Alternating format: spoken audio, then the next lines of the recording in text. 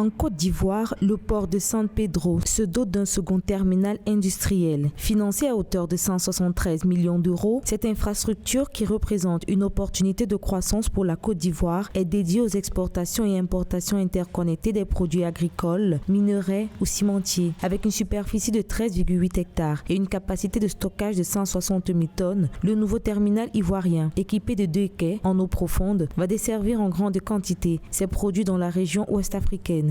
Ce terminal permettra d'accueillir au port de San Pedro des navires Panamax d'une capacité de 80 à 90 000 tonnes de marchandises en vrac, avec un tirant de 14 mètres, en lieu et place des navires de 45 000 tonnes que nous recevons actuellement.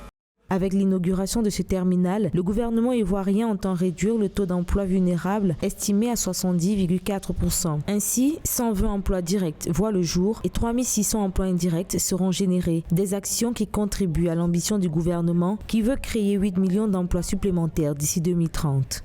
Le port de San Pedro dispose d'un potentiel de développement extraordinaire et que c'est un port directement ouvert sur la mer. Il offre des conditions d'accès nautique les meilleures et tout cela le prédestine à être l'un des plus grands ports africains de transportation, de transbordement et d'exportation de produits agricoles, minéraliers. De par sa position géostratégique, ce terminal à la pointe de la technologie vient soutenir la croissance des économies locales, créer des emplois et transférer ses compétences à la main-d'œuvre nationale. Rappelons que depuis 2021, le gouvernement ivoirien attribue 20% des exportations de cacao aux opérateurs nationaux. Une action qui vise à réduire le monopole des multinationales et favoriser les produits fabriqués localement.